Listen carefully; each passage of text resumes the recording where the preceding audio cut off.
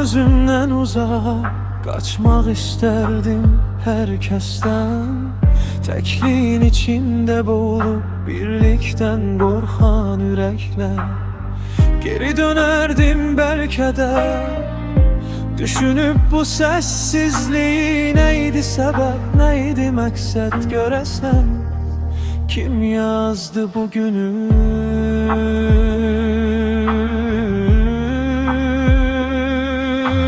Yaradan ne deme istedi, hayalımız çatmadı sözüne. Xoşbəxtlik uzak oldu içimize, yol tapabilmedi özününe. Dualar qismət olmadı köməyimizə, sessiz qaldı dodaqlarımızın izi. Yoxsa tövbələr çox soyuq idi dilimizə. Özümüz uzak olduq özümüzə.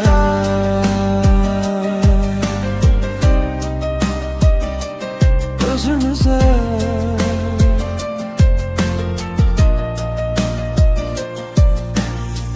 Küçələr dolu içim boş, üzlər keçir tanımadan. Hər addım bir kaşki kimi, geçmişim tutur yaxamdan.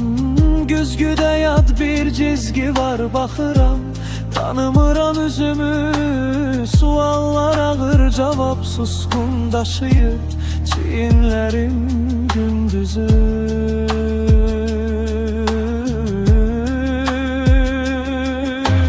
Yaradan ne deme istedi, hayalımız çatmadı sözüne. Xoşbəxtlik uzak oldu içimize, yol tapabilmedi özününe. Dualar qismət olmadı köməyimizə, sessiz qaldı dodaqlarımızın izi. Yoxsa tövbələr çox soyuq idi dilimizə.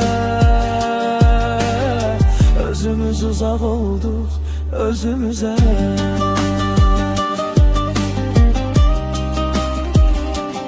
Özümüzə.